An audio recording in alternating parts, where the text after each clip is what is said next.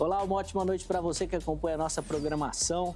Meu amigo, minha amiga, seja muito, mas muito bem-vindo ao melhor debate teológico da televisão brasileira. É sempre uma alegria poder entrar aí na sua casa, dividir esses momentos com você, com a sua família, para a gente poder conversar, bater papo, trocar ideias, e é o nosso objetivo aqui, que juntos possamos aprender sobre as mais variadas visões do pensamento teológico. Muitas vezes o pessoal fala, poxa, mas vocês conversam e não acham a resposta para nenhuma pergunta. Não é, na verdade, o nosso objetivo aqui responder a pergunta, mas é oferecer para você esse despertar, para que você, a partir dos debates, possa então pesquisar, possa ler, possa se aprofundar nos temas e aí sim você dar as suas respostas para as perguntas que nós colocamos aqui, aproveitando todo esse material que é oferecido a você em todos os debates, certo? Daqui a pouquinho eu já vou apresentar o nosso tema de hoje, rodando aí a nossa matéria de abertura, mas primeiro eu quero apresentar os nossos convidados, eles que vão nos ajudar nessa caminhada, trazendo informação e respondendo as perguntas aqui do Vejam Só. E eu vou começar apresentando ele que é um parceiro aqui do programa, sempre nos ajuda, nos atende, e é com muita alegria que o Vejam Só recebe o reverendo Amaury de Oliveira, ele é ministro da Igreja Presbiteriana da Penha. Reverendo Amaury, obrigado, viu, pelo carinho de aceitar o nosso convite, estar aqui no Vejam Só novamente. É sempre uma alegria recebê-lo. Alegria também, sempre poder estar aqui, participar do debate, do programa e, na expectativa, poder contribuir com os ouvintes, de alguma forma, aí na formação do pensamento cristão. Prazer, mais uma vez, reencontrar aqui, pastor Juliano também. Deus derrame graça e bênção sobre nós nesse momento tão especial. Sim, vai ser uma conversa muito bacana, dois feras no assunto. Reverendo Amaury, por favor, passa o endereço da igreja, que está ali na região da Zona Leste, né? E os horários dos cultos lá também, por favor. Ok, nós estamos ali na Igreja Presbiteriana da Penha, é Rua Major Rudiges, 145, bem no centro ali da Penha. Temos culto nos domingos pela manhã, 9h30, 11 horas, 17 horas, 19 horas, segunda-feira, 20 horas. E quarta, 14h30, e depois as outras atividades aí de casais, jovens, adolescentes, crianças, semana inteira, sempre boas atividades. Muito bacana. Durante o nosso bate-papo, os contatos do reverendo Amaury vão aparecer para você. Então, se você quiser outras informações lá da igreja ou também sobre o Ministério do Irmão, fique à vontade para entrar em contato. Inclusive, reverendo Amaury, se eu não estou enganado, quando o irmão viria pela última vez, acabou não podendo por conta da Covid. Recuperou bem, enfrentou bem esse problema. Graças a Deus, 100% recuperado, sem nenhuma sequela. Que bem. Deus abençoou. Mais um dos nossos parceiros aqui que enfrentou e saiu bem, né? Nós recebemos semana passada o reverendo Jubal, que enfrentou um desafio enorme. Foi muito, muito bom recebê-lo aqui, super bem recuperado também. Reverendo Jubal, nosso abraço, viu, meu irmão? Com todo carinho também a você. E é com muita alegria que o Vejam Só recebe também na noite de hoje ele que foi eleito pela nossa audiência a grande revelação do ano passado aqui do Vejam Só. O pessoal sempre comenta dele, sempre fala dele, muito elogiosos. Pastor Juliano Fraga, é uma alegria para o Vejam Só recebê-lo aqui novamente. Eu sou até suspeito, né, que eu gosto demais do irmão também, o irmão é muito parceiro nosso aqui. Seja muito bem-vindo, pastor. Obrigado, viu, novamente. Graça e paz, Zeca. Mais uma vez um prazer, a alegria é minha.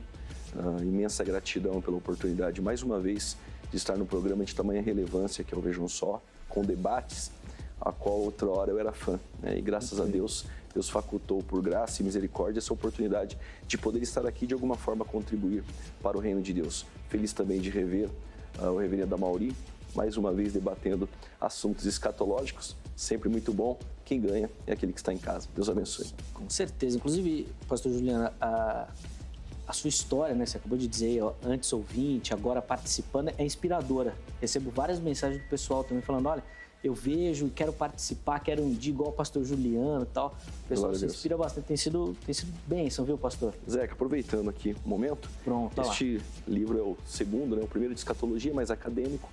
Este tem um teor acadêmico, a cristologia no livro de Ruth, mas também com lições práticas deste livro de 4 capítulos. Pastor, posso pegar aquele eu mostro pro pessoal aqui, ó? De presente para o programa. E aí claro. Sim. Olha lá, tá aí, ó. A casa do descalçado. Essa referência em Deuteronômio 25, versos 10. E este livro, tenho certeza, que será também uma bênção, assim como foi o primeiro. Antes até os contatos vão passar aí durante o bate-papo. Se você quiser outras informações do livro também, pode entrar por lá. Passa o endereço da igreja também, pastor, por favor, para a gente. Eu congrego na Assembleia de Deus, Ministério do Belém, cidade de Campinas, a rua é Avenida, pastor Cícero Canuto de Lima, pastor presidente ali no Parque Itália, o pastor Paulo Freire Costa. Deixar um abraço aqui para toda a Assembleia de Deus, Ministério do Belém, espalhada aqui no Brasil. Muito bacana, inclusive os contatos vão aparecer aí, o e-mail e o canal do YouTube também, vale muito a pena você dar uma passada por lá, tem muito material bacana do pastor Juliano Fraga disponível para você, inclusive alguns dos nossos debates aqui também estão disponíveis lá, vale a pena você conferir. Vamos ver qual é o tema de hoje? Nossa matéria vai apresentar, vai trazer também algumas questões e na sequência a gente volta pegando aqui as opiniões dos nossos convidados. Vejam só. A grande tribulação é um tempo de muito sofrimento no mundo que vai acontecer um pouco antes do fim dos tempos. Haverá guerras, pragas e perseguição a quem ama Jesus. No fim da grande tribulação, Jesus voltará. Na Bíblia existem muitas profecias sobre um tempo de grande tribulação antes do fim do mundo. Em Mateus 24, Jesus fala sobre uma grande tribulação como nunca houve antes no mundo. A grande tribulação é um dos sinais do fim dos tempos. Alguns eventos descritos na Bíblia que provavelmente fazem parte da grande tribulação são guerras de muitos países, a vinda do anticristo, pragas, fome e desastres naturais, falsos profetas, perseguição a judeus e cristãos. Quando vai acontecer a grande tribulação? Ninguém sabe quando a grande tribulação vai acontecer. A Bíblia só diz que vai ser um pouco antes do fim dos tempos. Existem muitas teorias, mas só saberemos com certeza quando tiver acontecido. A grande tribulação e o fim do mundo podem acontecer em qualquer altura. A igreja passará pela grande tribulação? Essa é uma pergunta que certamente já tirou o sono de muita gente. Muitos afirmam que a igreja não passará pela grande tribulação e defendem um arrebatamento pré-tribulacionista, enquanto outros afirmam exatamente o contrário e defendem um arrebatamento pós-tribulacionista. Há ainda quem fica em cima do muro e acredita que o arrebatamento ocorrerá no meio da grande tribulação. Iremos no debate de hoje entender e conhecer um pouco melhor essas duas posições sobre o arrebatamento antes ou depois da grande tribulação. Quais as indicações bíblicas, quais os problemas, as objeções, como aplicar cada uma delas. Fique ligado, vamos começar a nossa conversa agora. O Vejam Só já está no ar. Muito bom, inclusive, olha, essa pergunta é realmente de tirar o sono e o reverendo Weber já deu, né, o testemunho dele, que ele falava que quando mais jovem, né, ele acordou diversas vezes e foi no quarto dos pais para ver se os pais não tinham sido arrebatados e ele ficado por aqui. Reverendo Weber, um beijo, muito carinhoso, irmão, saudade, viu, da sua companhia diária aqui conosco no Vejam Só, sempre foi de muito, muito aprendizado. Reverendo Amaury, vou pedir para o irmão responder para a gente também, e aí a pergunta tema para a gente entender a linha que o irmão vai defender: a igreja passará ou não pela grande tribulação? Eu entendo que passará.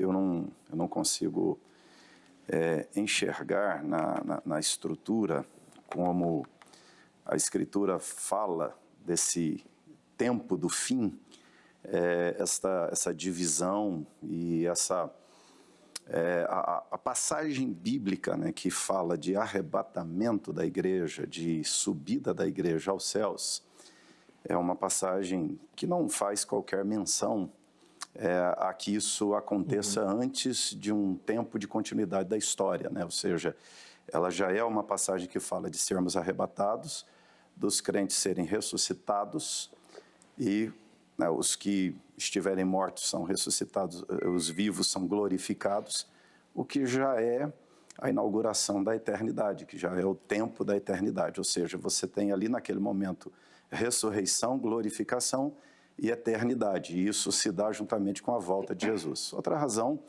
é porque eu não vejo, né, que há essa tirada da igreja antes da volta de Cristo Jesus, ou antes da grande tribulação, né? Esse arrebatamento é na volta de Jesus já, e depois dessa volta a igreja encontra com Cristo nos ares, e esse encontro já é o início do fim, já são aqui as bodas do Cordeiro, já é a igreja se unindo para a eternidade, já vem juízo final em toda essa cena, que no sermão escatológico de Jesus, ele também não faz qualquer tipo de menção aqui a grande tribulação seja com a ausência da igreja. Ele está dizendo que a grande tribulação é um sinal do fim. A conversa de Jesus com os discípulos é muito interessante, ela não é para mostrar quando Jesus voltará, ela é uma conversa para mostrar que ele voltará, é para mostrar que haverá o fim. A pergunta dos discípulos é que sinais haverão da tua vinda, ou seja, como podemos ter certeza que o Senhor voltará de fato? Jesus então descreve como seria a história e nos diz que os acontecimentos da história sinalizariam que ele haveria de fato de voltar e que a contagem é de fato regressiva, uma contagem regressiva em andamento. Então, quanto mais o tempo passa, mais perto fica. Essa é a sequência. E a terceira razão aqui é que eu não consigo também enxergar na Escritura esse protagonismo de Israel como uma espécie de fim com o qual Deus constrói a história da redenção. Para mim, o que eu enxergo no Velho Testamento, no Novo Testamento, é Israel como meio de Deus no que diz respeito ao Messias.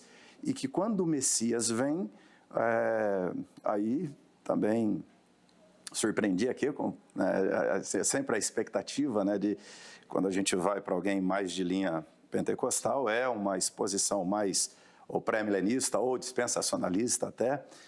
Eu entendo que o papel, a participação de Israel no plano da redenção tem a ver com o Messias, e a vinda do Messias é a plenitude do trato de Deus com Israel. Agora, a redenção de Israel é através de Cristo Jesus, pela mesma fé, pela mesma conversão com a igreja, dentro dessa era do Evangelho, ou seja, os judeus e gentios são salvos nesta era, e a tribulação é parte dessa era, e é sinal, o acelerar para o final de todas as coisas, e Cristo vem no ápice dela. Muito bom, tem muito conteúdo aí para a gente abordar também, mas, pastor Juliano, quero ouvir a opinião do irmão. Por favor, na sua visão, a igreja passará ou não por essa grande tribulação? A igreja, ela não passa pela tribulação, e nós não temos um texto bíblico colocando a palavra igreja dentro do período tribulacional. Nós temos a palavra eleitos em Mateus 24, versos 31, escolhidos, e nós temos também a palavra santos em Apocalipse 13, 7. A palavra eclésia, ela não aparece dentro do período tribulacional. Inclusive, o próprio pós-tribulacionista chamado Norman MacPherson, ele é pai de Dave MacPherson. Sendo pós-tribulacionista, ele diz que nada indica que os eleitos seja a igreja. Apesar de a Bíblia no Novo Testamento fazer 15 referências à palavra eleitos, uma a Cristo, outra a anjos, ele diz que possivelmente as outras 13 se trata de igreja. Mas nós não temos este texto bíblico.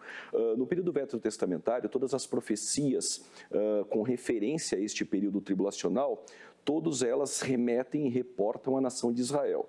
Deuteronômio 4, Jeremias capítulo 30, verso 7, nós temos Amós capítulo 5, versículo 18, 19 e 20, nós temos Sofonias capítulo 1, versos 15 e 16, Joel capítulo 2, versos 29 e Daniel capítulo 12, versos 1, o termo que aparece como angústia, tsará, é a mesma expressão de Jeremias 37, angústia de Jacó.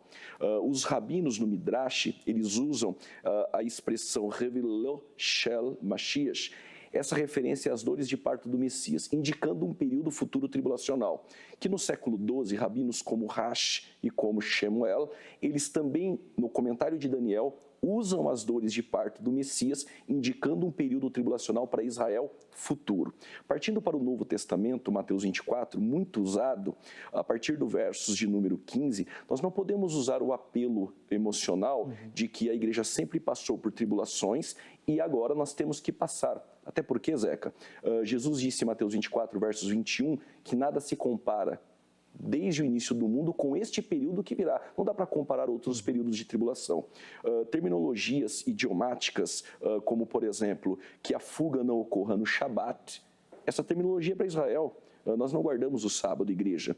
Terminologias que aqueles que estão na Judéia fujam para os montes, esses elementos com evidências internas dentro do contexto tribulacional de Mateus 24, são expressões da nação de Israel. Lucas 21, versos 37, Jesus vai dizer o seguinte, que nós devemos estar orando e vigiando para que possamos escapar destas coisas. Que coisas são estas? Contexto imediato, tribulação, para que possamos estar de pé na presença do Filho do Homem. A igreja escapa dentro deste período. Ainda no Novo Testamento, Tessalonicenses, primeira epístola, capítulo 1, versos 10, a igreja não é destinada para uma ira vindoura, e o próprio Paulo, no capítulo 5 da primeira epístola, ele trata com o dia do Senhor, surpreendendo as pessoas como ladrão, e neste contexto ele usa que aqueles que não estão em trevas, estes não são destinados para a ira futura. E esta terminologia trevas aparece em Amós capítulo 5, versos 18, 19 e 20, indicando também um período tribulacional. Não quero tratar ainda sobre o EC de Apocalipse 3:10, o contexto perícope do capítulo 4 ao 18 do Apocalipse, que é tribulacional, onde existe um silêncio ali, mas de forma sintética e lacônica, a princípio é isso, mas no desdobramento nós vamos comentar mais. Tem muita coisa aí, a gente até conversava antes, né? Espero que dê tempo da gente falar tudo, né? Que o tempo do programa é grande, mas parece que passa muito rápido. Ó, eu quero ouvir também a sua opinião. Entra lá no nosso perfil do Instagram, @programa Vejam Só. Você vai encontrar lá todas as nossas enquetes, a oportunidade de você mandar perguntas para serem feitas aqui no estúdio, mandar sugestão de tema, tem tudo lá para você, tá bom? A enquete disponível lá é a seguinte: na sua visão, a Bíblia ensina que a igreja será arrebatada antes ou depois da grande tribulação? Aí você tem as duas opções, né? Antes e depois. Escolha uma delas, tá certo? E na sequência, na postagem seguinte, você justifique a sua escolha.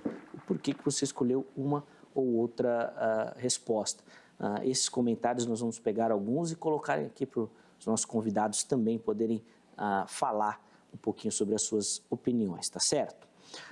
Reverendo Amaury e pastor Juliano, ambos citaram a questão de Israel, e eu vou começar por aí, porque na minha visão assim, bem simplista do assunto, é um ponto que gera dificuldade para ambos os lados. Um porque dá muita evidência e o outro porque tira toda a evidência. E aí eu fico meio perdido exatamente nessa questão assim, de Israel. Reverendo Amaury, como é que a gente trata com essa questão das promessas do Antigo Testamento, que, assim, numa leitura simples do texto, né, elas parecem fazer referência que serão cumpridas em Israel, inclusive promessas territoriais mesmo. Como é que a gente responde a essas questões? Então, as promessas relacionadas, né, a Israel, nós temos que entender que o reino de Israel, ele não é uma finalidade. O Estado judaico não é o objetivo de Deus. O que nós temos no Velho Testamento, nós vamos perceber que há uma revelação divina, até mesmo fora de Israel, como, por exemplo, quando vemos Abraão sendo abençoado por Melquisedeque, Moisés encontrando com Jetro, que é um sacerdote de Midian, Balaão, que por mais que tenha se corrompido, mas Deus fala com Balaão, ou seja, há uma revelação de Deus fora do ambiente de Israel também, ou seja, algumas pessoas leem o Velho Testamento entendendo que Deus só falava com o judeu. Não, Deus está se revelando mais claramente, né, chamando um povo, ele chama um caldeu, Abraão, transforma Abraão, vamos dizer aqui no primeiro hebreu, a palavra quer dizer aquele que atravessou, né, o Jordão, e a partir de Abraão vai formar aqui o povo hebreu. Mas Deus está se revelando a Abraão, Abraão conhecendo melhor a Deus, e a partir daqui nós temos uma progressão da revelação. Moisés é um momento muito importante dessa revelação. Os profetas, como aqueles que proclamam a lei de Deus, personagens extremamente importantes no sentido da revelação de Deus se tornando mais clara com o passar do tempo, mas em momento algum o objetivo de Deus é a formação de um Estado de Israel que prevaleça sobre os outros povos. O objetivo de Deus é se revelar através de Israel a todos os povos.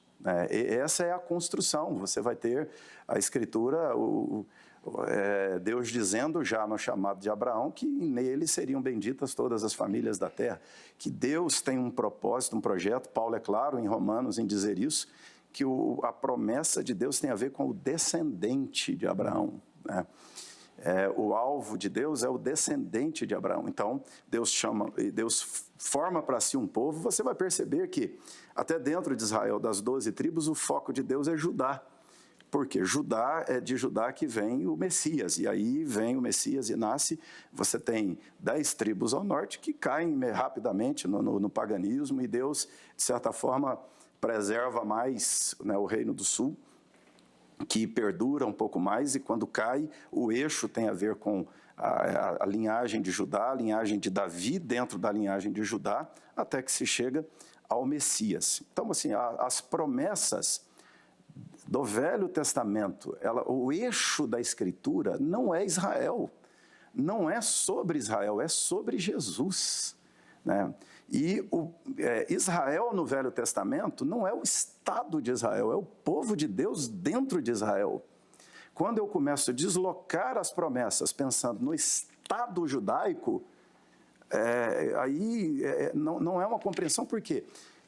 Uma compreensão correta, porque no próprio Velho Testamento, o Estado judaico em vários momentos foi apóstata. Uhum. Em vários momentos, o Estado judaico perseguiu os próprios fiéis, foi seduzido e enganado.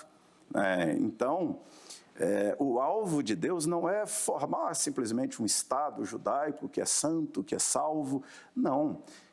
Dentro do Estado judaico, como Deus disse para Elias, tem 7.000 joelhos que não se dobraram a Baal. Ou seja, os crentes, a igreja, o povo fiel a Deus no Velho Testamento está dentro do Estado de Israel, mas não é o Estado de Israel. Ele está lá. O Estado de Israel é uma provisão de Deus para que ele seja preservado ali, porque, como o povo de Deus preservado fora, num ambiente mais hostil, é mais complexo. E Deus vai dando consistência ao seu povo, mas mesmo no ambiente de quando Israel cai no cativeiro, você tem uma minoria, povo fiel, e a grande maioria, o Estado apóstata, e Deus traz o juízo sobre esta nação. Aí, quando nós chegamos no Novo Testamento, a expressão de Paulo é que a igreja alcança a maturidade. A igreja, ela está dentro do Estado de Israel, agora no Novo Testamento a igreja ganha a sua identidade e ela vai para as nações da terra, ou seja, a igreja é o Israel de Deus. Aí o Israel de Deus tem a ver com a promessa de Deus, que vem desde o Éden. Abraão é um momento de avanço na compreensão, revelação dessa promessa, da aliança.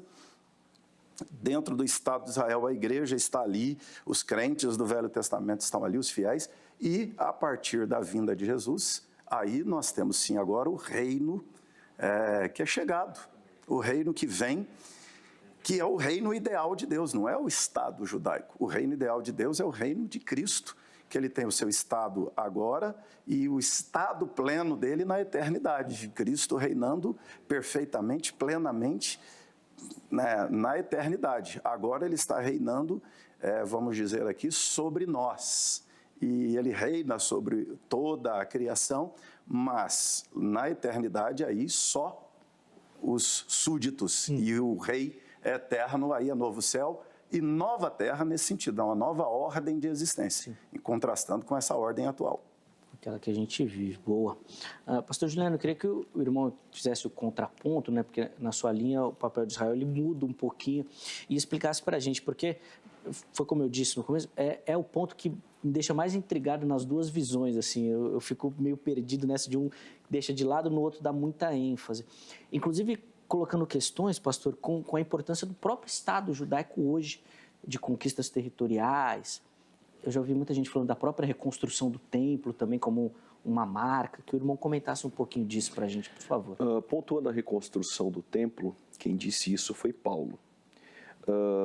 E Ezequiel 47, ele fala de um templo que suas características não dá para espiritualizá-las em suas medidas com o templo de Salomão, com o templo ampliado por Herodes, este templo destruído por Tito no ano 70. Eu, particularmente, creio como os pais da igreja criam, que estavam mais próximos dos apóstolos, ainda no primeiro, segundo e terceiro século, que eram todos pré-milenistas. Acreditam em um reino que foi prometido a Davi, em uma aliança abrâmica incondicional e eterna, em um trono literal, onde Lucas 1,32, aquele que será chamado grande, e este sentará no trono de Davi. Este trono é literal, é aqui na terra. E os pais da igreja compactuavam essa esperança de um reino literal. Foi modificado por Agostinho, bebeu na fonte de Alexandria, de Orígenes, de Ticônio, e aí ele alegorizou este milênio, entendendo que nós já estamos vivendo o milênio. Consequentemente, isso culmina então que Satanás está preso, e até porque a nação de Israel já não existia depois do ano 70. Ela foi destruída, houve a diáspora, e aí ficaria mais fácil essa interpretação. Israel não existe, dominado pelos bizantinos, pelos mamelucos, pelos cruzados, pelos otomanos e, por fim, pela Grã-Bretanha. Ninguém esperava que um austro-húngaro chamado Theodor Herzl, ele viesse a convocar um sionismo com alguns líderes judeus no ano de 1857 e reunindo e pleiteando a causa na ONU da nação de Israel. 50 anos depois, no ano de 1948, 14 de maio, David Ben-Gurion anuncia Israel de volta a ser nação. Ora, as folhas da figueira voltam a florescer e cumpre-se Isaías 66, claramente. Poderia uma nação nascer em um só dia? Poderia uma nação nascer de uma só vez? Mas Sião está de parto e já deu luz aos seus filhos. Entendo que Deus ele tem um único povo redimido, isso é claro, mas ele tem um trato com Israel. Romanos 9, o passado de Israel. Romanos 10, o presente de Israel, e Romanos 11, o futuro da nação de Israel. Capítulo 11, versos 25 e 26, Paulo vai dizer que todo Israel será salvo. Deus ainda tem um encontro com este povo no Vale de Meguido, na Batalha do Armagedon, e tem textos no Antigo Testamento e profecias que se cumpriram em Cristo e não alegorizaram, se cumpriu literal. E porque as promessas futuras escatológicas, nós vamos espiritualizá-las ou ignorá-las. Ainda há muita coisa para acontecer, como Zacarias capítulo 12, Zacarias capítulo de número 14, quando isso aconteceu na história. Nós temos 1 Coríntios 10, 32, o próprio Paulo percebe-se em Romanos fazendo também essa distinção. Nós temos o próprio Tiago, o primeiro dispensacionalista, em Atos 15 e 16, ele fala sobre o trono de Davi. Então eu creio que essas profecias são escatológicas, ele irá se cumprir no período milenar e terreno. Não dá para espiritualizar, como Agostinho fez, profecias que têm seu cumprimento cabal ainda no período escatológico. Quando o irmão fala desse trato com Israel, diferente do que o reverendo Mauri falou, nação realmente, Estado Israel. É a nação de Israel. Não tem essa divisão o judeu, quando eu digo que Deus ele tem um único povo redimido, é a igreja. Sim. Tribos, línguas e nações. Mas Deus ainda tem um tratar com este povo. E este tratar é escatológico. Claro que num recurso de linguagem paulina, em hermenêutica, uma hipérbole, ele diz, todo Israel será salvo. Claro, todo aquele que reconhecer o Messias na sua segunda vinda, onde ele pisa o pé no Monte das Oliveiras, o monte se abre, e naquele momento eles vão olhar para aquele que eles transpassaram e irão fazer uma pergunta. O que são essas marcas em suas mãos? Quando isso aconteceu na história? Nós vamos espiritualizar este evento? Não tem como. E eles vão reconhecer o Messias, Zacarias 12:10, o batismo de súplicas e lágrimas irá descer, e eles arrependidos irão partir para o milênio, uma terra restaurada. Só um minuto, Zeca. Claro. Para entender a tribulação, nós precisamos compreender o caráter e a natureza da tribulação.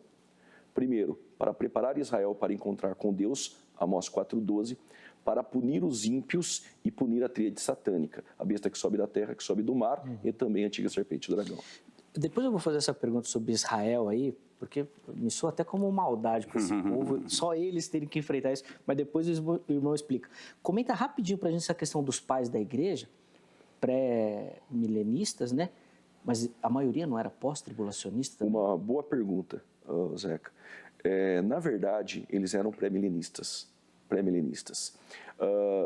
O pré-tribulacionismo, ele é acusado de ser uma doutrina nova, de 1830. Eu queria até depois um tempo para entrar nisso, para fazer essa defesa.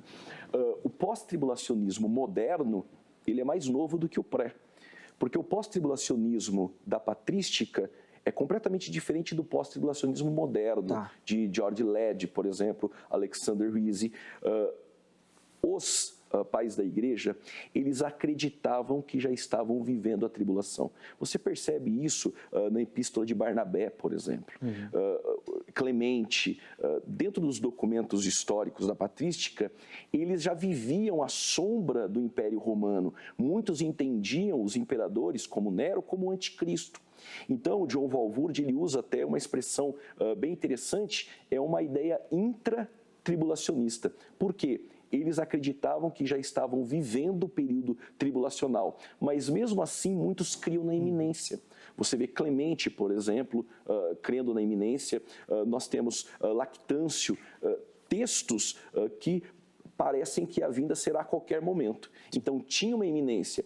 E este pós-tribulacionismo na patrística é mais o intratribulacionismo. Acreditavam que já estavam vivendo a tribulação. Se o senhor me permite, depois eu queria descaracterizar uma desonestidade intelectual contra o pré-tribulacionismo, dizendo que John Nelson Darby, que nasceu em Londres, filho de pais irlandeses, de que ele formulou e sistematizou o pré-tribulacionismo em cima de uma visão que ele mesmo achou duvidosa ser do Espírito Santo quando fez uma visita a Margaret MacDonald. Eu queria muito falar sobre isso.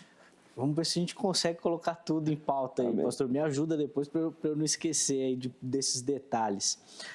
Reverendo Mauri, eu queria que o irmão comentasse um pouquinho da questão do texto de Mateus 24, que é muito usado, né, pela linha de pensamento do irmão, para defender exatamente essa passagem da igreja, né? Que o texto ele fala que se não fossem os santos ali, os dias não seriam reduzidos, abreviados, né? Exatamente.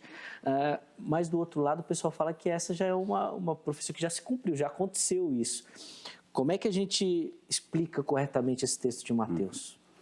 Então, para mim o texto de Mateus, ele é o start do tempo do fim, né? Quando Jesus ele prega esse sermão, e para mim ele também é, né, a base da teologia, da escatologia, ela tem que ser o sermão escatológico de Jesus. Toda a escatologia ela tem que partir daqui. Por quê? É a conversa escatológica, é a aula, vamos dizer aqui, de escatologia do seminário de Cristo. Vamos pensar nos discípulos fazendo 3 anos de teologia com Jesus, e aqui é a aula de escatologia. Quando eles perguntam para Jesus que sinais haverão da tua vinda, tudo, né?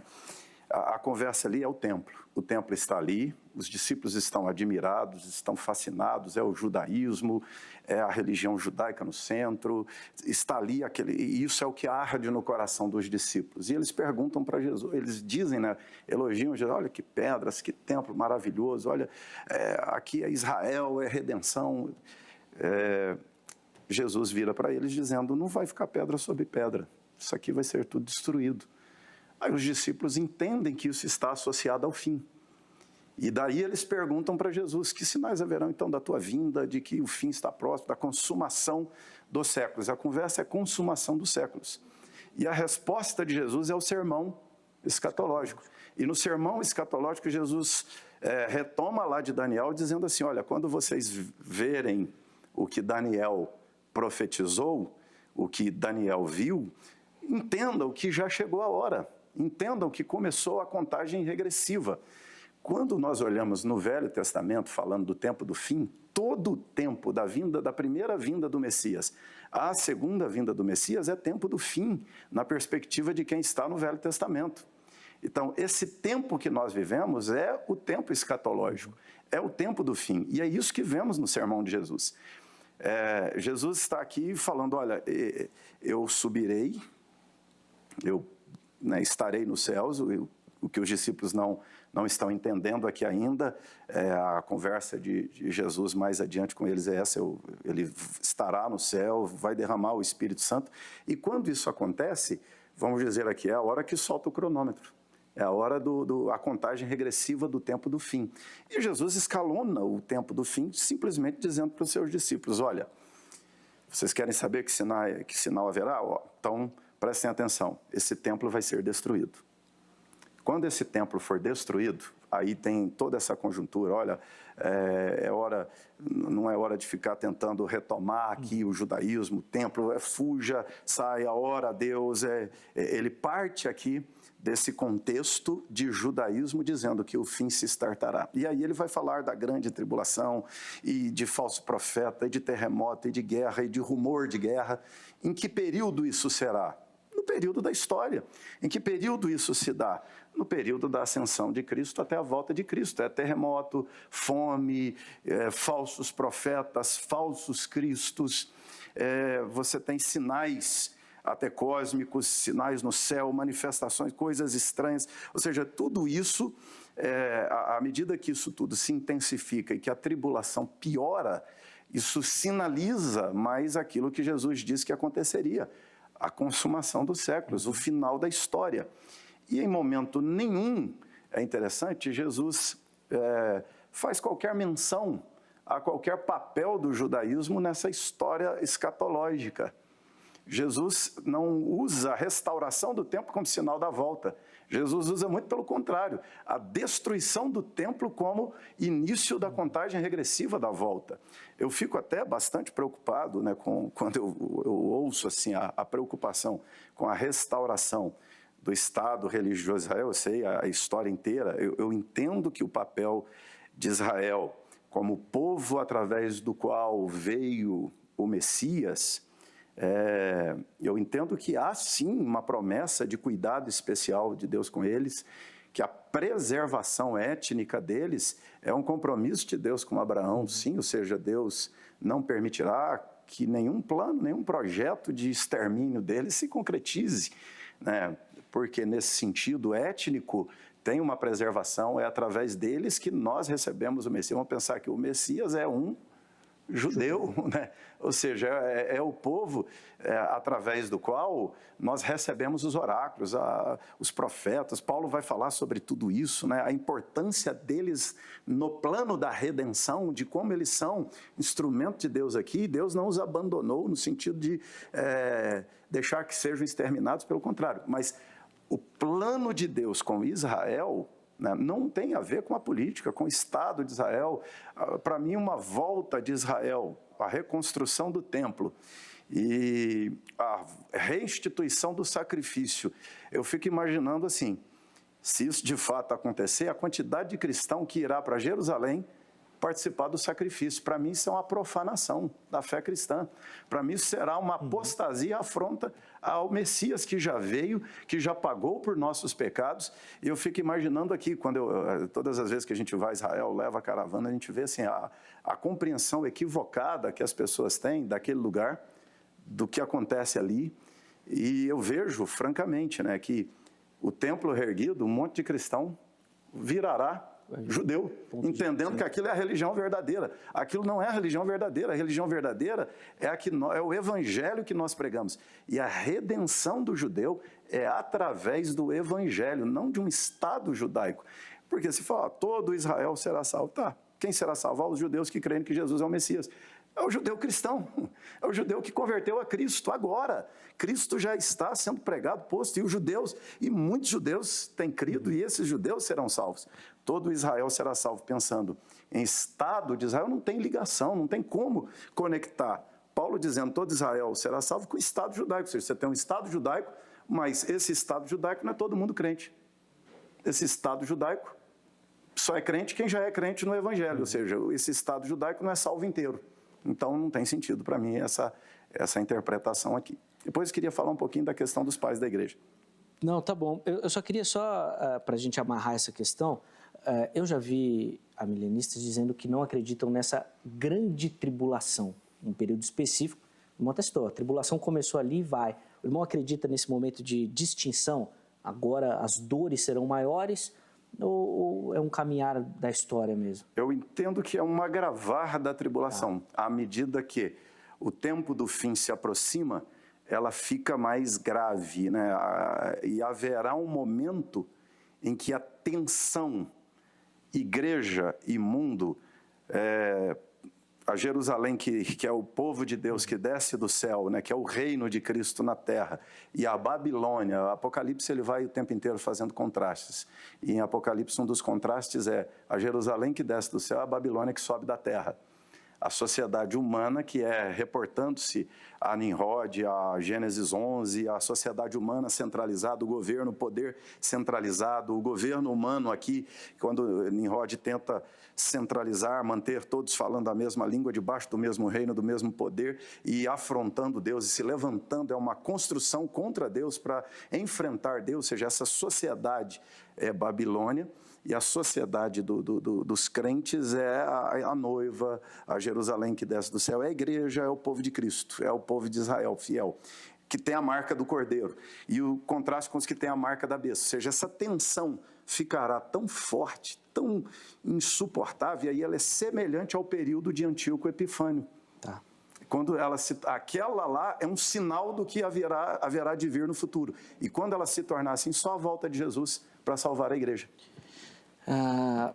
Pastor Juliano, o irmão quer fazer a defesa aí, histórica do pré-tribulacionismo primeiro, depois eu faço uma outra questão? Sim. Por favor, para aproveitar, senão depois eu esqueço, não dá tempo. Interessante a visão amilenista do reverendo Mauri. Berkoff também, ele aponta a tribulação futura, ainda que houve alguns cumprimentos parciais em Mateus 24. Mas o amilenismo, ele ignora profecias, por exemplo, de Zacarias 14. Quando ela se cumpriu na história? Quando ela vai se cumprir? É a Bíblia que diz que terá esse encontro com os judeus. E o templo, claro que a salvação é só através de uma pessoa, de Cristo, mas Paulo diz aos Tessalonicenses que o anticristo se levantará, o chamarão de Deus, ele se assentará no templo, este templo reconstruído. Aí já não é mais uma profecia alegórica do Antigo Testamento, como forçam, mas aí também é Paulo falando no Novo Testamento. Que templo é este, então, que vai ser reerguido, que o anticristo vai se assentar lá? Funciona assim, Zeca. Existem algumas pessoas, por ignorância, outras mal intencionadas, que usam da premissa de que o pré-tribulacionismo ele surgiu de uma visita que John Nelson Darby fez a uma menina na Escócia, de um movimento irvinista, e que esta menina chamada Margaret MacDonald, ela diz ter visões. Eles foram lá para ver realmente o que estava acontecendo. E muitos vão dizer que as visões que esta menina teve eram visões de um arrebatamento pré-tribulacionista. Aqui está meu e-mail, qualquer um que quiser me mandar, solicitando o documento da visão de Margaret MacDonald, todos chegam à conclusão, ou ela tinha uma ideia de um arrebatamento parcial ou de um pós-tribulacionismo. De maneira nenhuma a visão de Margaret MacDonald é pré-tribulacionista. Outro ponto que John Nelson Darby, então, ele sistematizou a partir da visão dessa menina em 1830. Isso é uma inverdade. Ele já formalizou em 1827. Outro ponto é que essa acusação infundada surge de Samuel Tregelles. E depois quem vai gastar muitos papéis em seu livro é Dave MacPherson, dizendo que realmente o pré-tribulacionismo nasceu da visita de Darby a esta menina. Que o próprio Darby vai dizer que ele desconfiava que aquilo não provinha do Espírito Santo. Um homem com a erudição de Darby não iria formalizar uma doutrina em cima de uma visão de uma menina que o mesmo sugeriu que possivelmente nem era o Espírito Santo. Então, descartando já essa acusação infundada, e o próprio erudito, com uma envergadura extraordinária, F.F. Bruce, ele diz que é improvável que John Nelson Darby tenha formalizado o pré-tribulacionismo em cima desta visão e que depois sai a Bíblia de Scofield, essa com tamanha relevância, chega também aqui no Brasil, por isso que o pré-tribulacionismo também tem esse amparo. Mas eu gostaria de deixar aqui um documento do século IV para dizer que o pré-tribulacionismo não é tão novo assim. E eu tenho certeza que muitos que escreveram seus livros vão ter que reformular as suas edições. Nós temos Efraim por volta de 373, na era cristã, um teólogo da Igreja Bizantina, encontra-se na biblioteca pós-nicena uma coleção com 16 volumes de algumas homilias de Efraim e o Ciro e também de Salmos. A citação, ele diz assim, para não gastar muito tempo aqui, porque todos os santos e os eleitos do Senhor se ajuntaram antes da tribulação, que está por vir, e serão levados ao Senhor. Nós temos o Dr. John Gill, também um teólogo calvinista, que já ensinava o arrebatamento pré-tribulacionista no ano de 1748. Então, o pré-tribulacionismo não é tão novo assim como algumas pessoas sugerem. Eu gostaria de deixar bem enfatizado este fato histórico. Deixa eu só pontuar para a gente encerrar a questão de Israel e depois o reverendo Amorim vai comentar dos pais da igreja que ele pontuou aqui. Olha, minha pergunta eu sei que até vai soar estranha, mas não é muita maldade com Israel, pastor Juliano, eles terem que enfrentar essa tribulação, depois de toda a história desse povo já, poxa, talvez o Holocausto aí como um grande final nisso aí, não é muita maldade?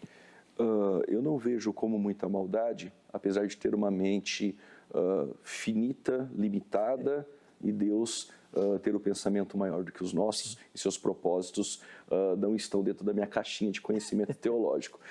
Mas eu entendo que veio por conta da incredulidade. Eles rejeitaram o Messias, eles pediram Barrabás, eles gritaram que este sangue recaia sobre nós, e está recaindo. Então, o período tribulacional, ainda que nós pensamos que pode ser não justo, né? Não é muita maldade, mas a tribulação, em Deuteronômio 8, tratando de Israel, eu te provei para saber o que estava no seu coração. Eu te levei para o deserto para falar no teu coração. A aprovação, a tribulação, ela também é pedagógica. A igreja não é levada para o período tribulacional, até porque em Apocalipse, do capítulo de número 6 ao 18, que é o período tribulacional, você não encontra a palavra igreja. E no capítulo 2 e capítulo 3 de Apocalipse, João menciona 19 vezes o termo igreja. E na tribulação não há. Inclusive, no capítulo 13, versos 9, diz assim, quem tem ouvidos ouça, ponto final. Mas essa expressão era usada nas igrejas. Quem tem ouvidos ouça o que o Espírito diz à igreja. E por que agora silencia a igreja? Porque ela não está. Onde eu quero chegar é que não precisa a igreja passar pela tribulação para ser expurgada. A igreja não precisa ser purificada em tribulação. Ela é purificada no sangue de Cristo. Agora, Israel, sim, precisa da tribulação, porque no cativeiro babilônico, que durou 70 anos, nunca mais houve idolatria depois do cativeiro. Por conta da incredulidade e de desobediência, a tribulação ela vai provocar em Israel um funilamento até ele clamar, Hosana, bendito que vem no nome do Senhor. Então tudo isso é para o propósito salvífico à nação de Israel. A nação de Israel, muito bom. Reverendo Amorim, o irmão citou a questão dos pais da igreja, que queria tecer um comentário, por favor. Eu queria comentar aqui, né, sobre pais da igreja, a questão de dizer, eu particularmente, eu não gosto de dizer que os pais da igreja eram pré-pós-Soá, porque eles não estavam enfrentando esse debate lá. Eu me sinto um pouco desconfortável, como quando um maçom diz que Salomão era maçom. Eu acho assim, a gente pegar os termos, ou as frases, ou falas, ou fragmentos de escritos dos pais da igreja e atribuir a eles, nós sofremos hoje uma coisa chamada presentismo, que é uma força influenciadora da forma de pensar, da construção do pensamento. Nós costumamos ler toda a história a partir do presente e jogar até os nossos debates do presente no passado. Tem um lado salutar que os debates de hoje têm raízes nos debates do passado, ou seja, são os debates do passado não resolvidos. Mas o debate lá atrás, não dá para dizer que esse ou aquele pai da igreja era pré-tribulacionista, pós-tribulacionista, amilenista, pré-milenista. Há indícios de pensamentos. Você encontrará em textos de amilenistas reportando-se aos pais da igreja, pré-milenistas reportando-se aos pais da igreja. Então, eu acho que não é assim, o caminho melhor nós colocarmos que eles eram isso ou aquilo, ou seja, eles têm afirmações, mas eles não estavam debatendo como nós estamos debatendo esse compasso. Quando você vai achar lá o fragmento do texto dizendo vai juntar os eleitos ou os crentes e eles serão levados, ou seja, você não vai encontrar claramente esse debate, esse cronograma nosso, que o nosso debate hoje é como nós montamos o nosso cronograma da volta de Jesus. Por quê? Tanto pré, pós, todo mundo concorda em vários elementos. Todos nós concordamos que Cristo voltará. Todos nós concordamos que haverá um arrebatamento final, que é a igreja levada para o encontro com Cristo nos ares. Todos nós concordamos que haverá falso profeta, anticristo, tribulação. Ou seja, a divergência nem é um debate de inimizade, ou seja, né, o fulano é herege. Não. É um debate de montar o cronograma, né, de como os fatos sucederão. Mas, no debate mais antigo, né, de fato, havia uma questão, uma inquietação dos pais da igreja, que era, você tem o princípio dessa transição aqui. Os primeiros cristãos eram judeus, que entendiam que o plano era para os judeus, que entendiam dessa forma. E aqui nós temos a transição da igreja saindo do judaísmo. Cada vez mais, com o passar dos anos, a igreja é menos judaica, mas a primeira igreja é judaica. Paulo, quando vai pregar nas cidades onde chega, vai na sinagoga. Os primeiros crentes são quem? Os convertidos judeus que creem no Messias. E a partir daí a igreja ela vai sendo cada vez menos judaica. Está aí o concílio de Jerusalém, lá em Atos, que já toma algumas decisões, dando menos importância aos rituais judaicos, porque a igreja é cada vez mais gentílica. Mas, pessoalmente, né, aqui, eu entendo que não é um caminho mais correto nós começarmos a taxar os pais da igreja de pré, pós, nada disso, né? Eu acho que esse é o cronograma hoje. As disputas de cronograma hoje são diferentes das disputas de cronograma lá atrás. E eles fizeram afirmações dentro dos debates que haviam lá. Um outro ponto aqui, que é o do Darby, né? Eu concordo aqui com o pastor Juliano, eu pessoalmente não sou de ler alguém que... eu vi um ou outro pensador dizendo que Darby é o fundador do tribulacionismo, da ideia do pré-milenismo. É um equívoco histórico, ou seja, o que se atribui a Darby, e aí muitos escritos de Darby têm a ver com isso, é o dispensacionalismo. Ou seja, o dispensacionalismo é uma visão, é um segmento de pré-milenismo, né, que até diverge bastante, vamos dizer, de um pré-milenismo histórico. Há divergências dentro das linhas. Há milenistas que pensam diferente de milenistas. Há pré-milenistas que pensam diferentes de pré-milenistas. Então, Darby, ele acaba tendo uma contribuição muito forte com o dispensacionalismo, mas o pré-milenismo em si não tem a ver com Darby, porque já existia pressupostos ligados a ele bem antes. E ele tem assim, o avivamento do pré-milenismo, do pré-tribulacionismo, desse Israel com uma retomada de protagonismo histórico, tem muito a ver com o movimento sionista. Tem, sempre todo o pensamento cristão é influenciado, o pós-milenismo é influenciado pelo iluminismo. É uma era doral, a ciência. Aí a turma começa a olhar e dizer, a igreja vai produzir milênio na Terra. Nós vamos pregar o evangelho, o mundo vai virar cristão, teremos justiça social, teremos ciência e remédio para as doenças. O presente influenciou a interpretação bíblica. Isso é fato. Nós somos filhos da nossa época e isso mexe na maneira de ler. Reverendo Maury, eu queria que o irmão comentasse um pouquinho do texto lá de Apocalipse, que fala da primeira e da segunda ressurreição. Como é que a gente aplica essa questão na sua visão, por favor? Tá, eu olho para o Novo Testamento, eu vejo diversas vezes o conceito de ressurreição sendo muito usado, tanto para a conversão, né? Você tem horas que ele é literal, a ressurreição do corpo, e tem horas que é a conversão como novo nascimento. Então eu entendo que o que o autor faz em Apocalipse, no arranjo da história, é só o cruzamento. Você tem primeira e segunda morte. Você tem primeira e segunda ressurreição. A segunda morte é a morte depois da morte. A segunda morte é a morte de lançar no inferno. A primeira morte é a morte física. Então, ele fala de primeira e segunda. Quando vamos falar de primeira e segunda ressurreição, eu entendo que se contrasta, né, primeira e segunda morte. O que seria a primeira ressurreição, que é a ressurreição da conversão, ela me livra da segunda morte, que é a morte da condenação eterna.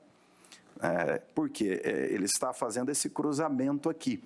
Quando ele fala de primeira morte, aqui é a morte física. O que me livrará dessa morte física é a segunda ressurreição, que é a ressurreição do corpo. Então, eu entendo que ali, né, não há uma... assim, aí é questão minha, pessoal, né? O meu primeiro contato na conversão foi com a escatologia mais pré-milenista. Tá. Foi com o dispensacionalismo pré-milenista, logo no começo da conversão. Mas eu sempre tive muita dificuldade de ler nas linhas bíblicas essa coisa de Israel, Estado na tribulação e depois milênio. Para mim, assim, até é complexo essa coisa de Israel... O pastor está aqui falando, né, da disciplina, ou seja, olha quantos judeus se perdem na nossa era. Aí, quando chega na era dos judeus, um monte de judeus segue, na verdade, o anticristo, e Deus vai tratar com o judeu lá do fim.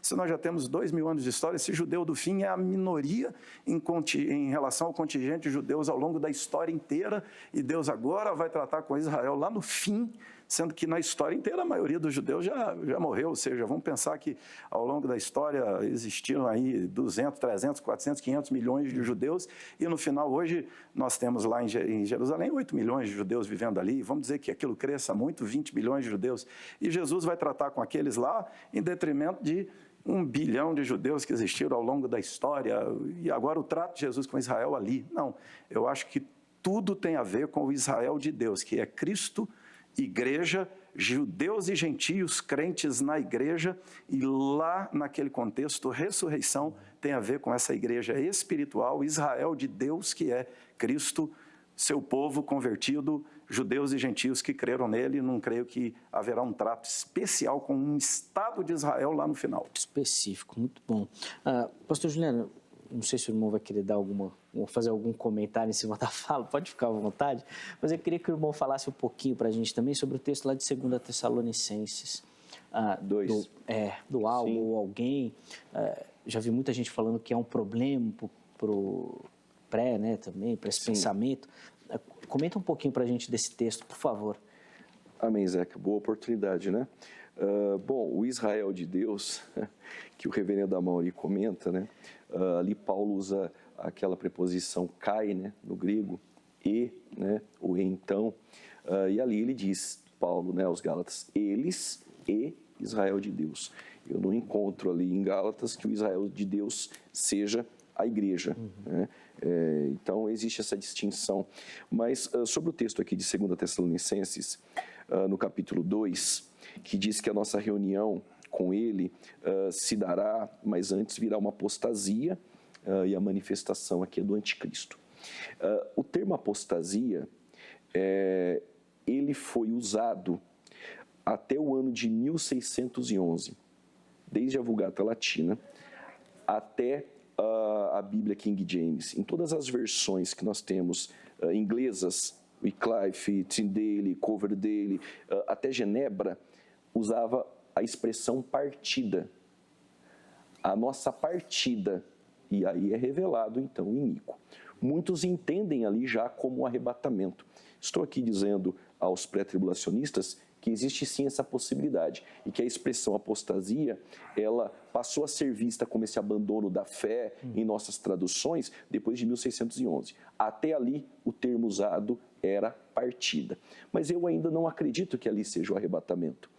Lendo até o versículo de número 3, até parece que o pré-tribulacionismo está encurralado, que o anticristo tem que se manifestar. Ou a gente pula para um pós-tribulacionismo ou mesmo. Mas numa leitura bem simples do versículo 7 e 8, porque já o mistério da injustiça opera, e somente há um que agora resiste até que do meio seja tirado. E então será revelado o iníquo. Esse pronome neutro e depois masculino que aparece, existem aqui. Quem é este que detém? Existem vários pontos de vista. O Império Romano, o imperador romano, enfim, o próprio Deus. Nós pré-tribulacionistas entendemos que é a atuação do Espírito Santo. Que a atuação do Espírito Santo por intermédio da igreja detém e resiste à manifestação deste homem da perdição. E que quando este que o detém, aí não é o Espírito Santo, ele é onipresente, eu cometeria aqui um erro terrível, pneumatológico e também teológico, dizendo que o Espírito Santo sai da terra. Não, o Espírito Santo ele não sai da terra.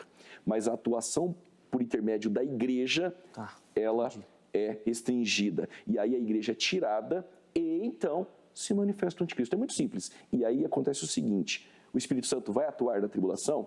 Vai atuar na tribulação. Ele atuou no Antigo Testamento de forma esporádica.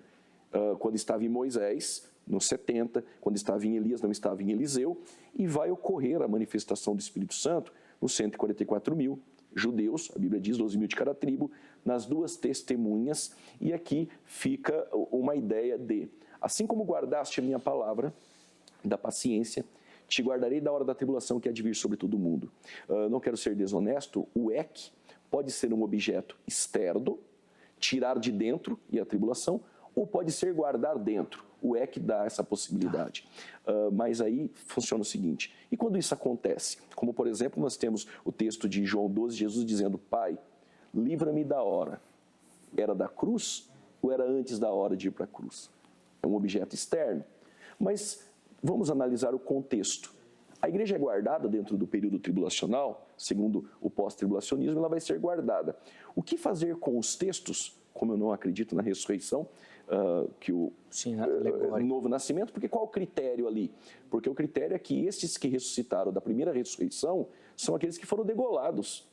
O novo nascimento é só para aqueles que foram martirizados? Estranho. E qual o critério para dizer que essa ressurreição é espiritual e novo nascimento e a da morte? Aí já não é? O critério fica estranho aí em uma exegese. Só que, se a igreja é guardada na tribulação, o que fazer com essa ressurreição daqueles que foram martirizados? O que fazer com a igreja que é vencida, como os pós-tribulacionistas dizem, que os santos de Apocalipse 13:7 é a igreja. Ora, se os santos é a igreja, ela foi vencida pelo anticristo. E o guardar, ela não estaria sendo guardada? Apocalipse 6, versículo 9 e 10. Por favor. Almas clamando debaixo do altar, martirizados. Ora, são martirizados e vencidos. Mas onde está a promessa de guardar? A promessa de guardar é que a igreja não estará aqui. Sim ou não na resposta, por favor, hein? O irmão acredita no arrebatamento secreto? A palavra secreta, essa nomenclatura não está na Bíblia, mas ele acaba sendo secreto, porque em 7 milésimos de um segundo, encontrando a igreja nos ares, que é um abrir e fechar de olhos, quem verá? Distinto da segunda vinda, que todo olho verá. Eu achava que era só o pastor Elias que acreditava nisso. Ele acaba sendo secreto, ninguém vai ver. É boa. É que aí nós somos acusados. É secreto, mas onde está na Bíblia? Mas onde está na Bíblia graça preventiva? O conceito está. Trindade, o conceito está. Ele acaba sendo secreto. O termo não, muito bom. Nós vamos preparar um debate sobre esse assunto aí também. Mas agora eu preciso chamar meu intervalo aqui e... como a gente falou no início, o tempo não dá conta. Nós vamos ter que marcar um outro bate-papo aqui, porque no próximo bloco, que é mais curtinho, os nossos convidados vão apresentar as considerações finais e, principalmente, que é algo que eu tenho martelado bastante aqui, como é que você que nos acompanhou até agora pode aplicar isso na sua vida? O que você vai fazer com tudo isso que a gente falou? Como é que você vai viver a partir desse momento? A gente vai falar isso no próximo bloco. Tome nota do telefone da Grade, Academia Teológica da Graça de Deus, parceira aqui do Vejam Só durante esses 20 anos, código 11 3115 0819. Você que já gosta de estudar Sagradas Escrituras, já tem ali intimidade com o manuseio da Palavra de Deus, é o lugar perfeito para você lapidar esse dom, para você melhorar, tá bom? Esse seu trabalho com relação à Palavra de Deus. Então ligue lá em horário comercial, pegue todas as informações, unidade, valores, cursos oferecidos, para você se tornar o próximo aluno da Grade. Nosso QR Code também vai aparecer aqui e esse QR Code é o QR Code lá do nosso canal no YouTube, canal oficial da HIT. Muita gente perguntando, Vejam Só, parou de postar os vídeos na internet? Não, não paramos. Todos eles estão aqui, ó, nesse canal. Aproxima o celular, você vai ser direcionado automaticamente para lá, se inscreva no canal e ative as notificações. Assim, sempre que tiver vídeo novo, você vai receber. Poxa, de repente apareceu essa discussão lá na escola dominical. Manda lá no grupo da igreja o link para o pessoal assistir também, ou de repente lá no grupo da família. Bom, fique à vontade, compartilhe a nossa programação. As demais redes sociais da HIT aparecem aqui também para você, Instagram, Facebook, fique à vontade. Você que gosta da nossa programação, é um prato cheio para você que nos assiste, tá bom? Intervalo rápido, o Vejam Só vai, mas daqui a pouquinho nós já estaremos de volta.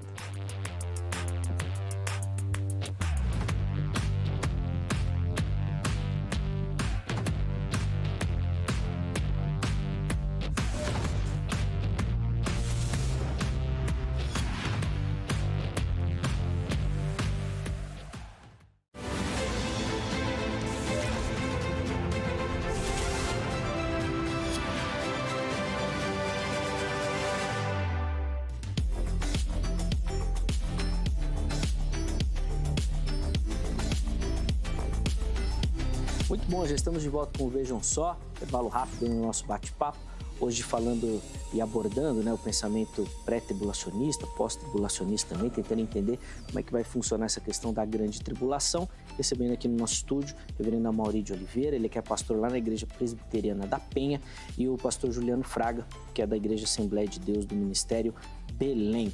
Irmãos, nós vamos caminhar aqui para as nossas considerações finais, e reverendo Amaury, eu vou começar com o irmão, amarrando aí tudo aquilo que a gente falou, mas de forma muito especial, o que o nosso telespectador vai fazer com tudo isso?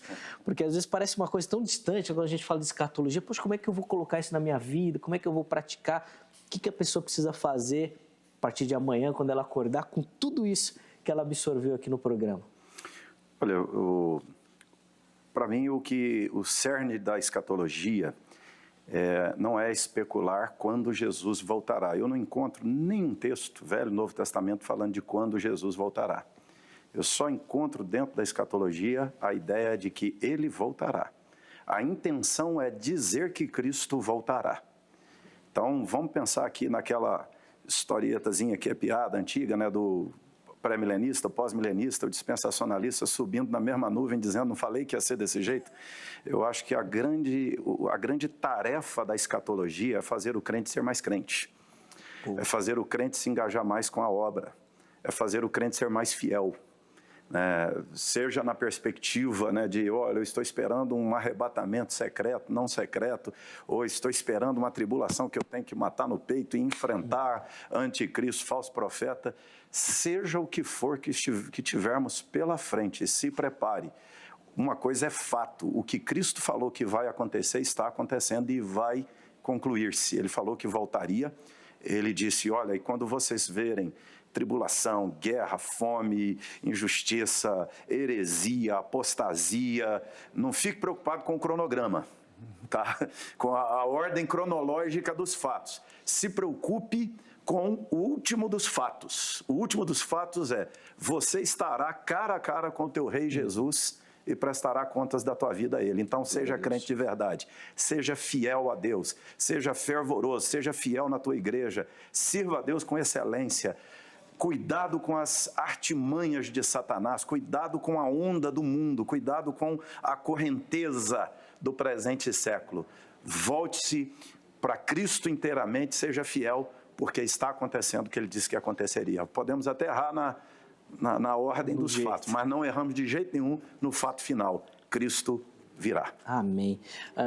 Pastor Juliano, por favor, também as suas considerações finais sobre o tema e com enfoque nessa aplicação aí, né? O que o nosso telespectador vai fazer com tanta informação que ele recebeu hoje? Fica aqui todo o meu respeito aos pós-tribulacionistas que acreditam que a igreja passará pela tribulação. Eu creio em um céu, tanto para o pós-tribulacionismo, desde que nós tivéssemos textos eles indo para o céu. Mas somente o pré-tribulacionismo, o céu encaixa, João 14, Filipenses 3:20, porque dentro da visão pós-tribulacionista eu não consigo ver céu. Somente na visão pré-tribulacionista de entrega de galardões, bodas do Cordeiro na eternidade. Mas como o reverendo Amaury bem colocou, se você é pré ou é pós ou mesotribulacionista, Jesus ele vai arrebatar a sua igreja, Jesus vai voltar. esta promessa é indiscutível. Nós estaríamos aqui preocupados se o debate fosse com alguém defendendo que não haverá arrebatamento. Sim. Mas aquele que está em casa salvo, ele pode ter a convicção, a esperança e a certeza e o consolo que os mortos ressuscitaram primeiro e depois nós que ficarmos vivos encontraremos com o Senhor nos ares. Essa é a promessa, independente de vertentes teológicas. Jesus vai voltar. Muito obrigado aos meus queridos irmãos. Reverendo Amaury, obrigado pela contribuição. Pastor Juliano, eu de novo, agradeço, obrigado pelo carinho de aceitar o nosso convite. Os contatos dos nossos convidados estão à sua disposição também, tá bom? Fique à vontade para acioná-los. Eu quero só fazer aqui uma menção honrosa a Raquel, ao Leonardo, que mandaram perguntas que infelizmente não deu para a gente colocar aqui durante o nosso bate-papo. Também o Du, o Max, o Juco, o Felipe, a Lívia, que responderam à nossa enquete. Inclusive, já vamos colocar no ar aí o resultado da nossa enquete. E nós pegamos os comentários de vocês, meus irmãos, mas não deu tempo.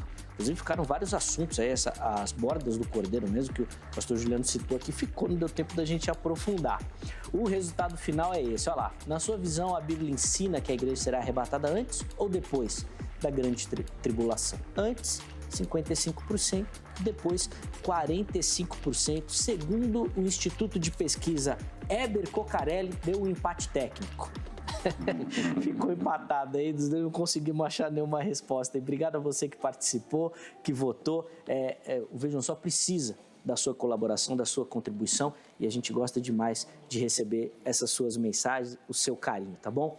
Muito obrigado pela parceria, muito obrigado pela audiência. Nós estamos só começando aí, tem uma semana cheia ainda de informação, de programação, de conteúdo para você. Um forte abraço e amanhã tem mais uma edição do Vejam Só e eu estou te esperando. Até lá!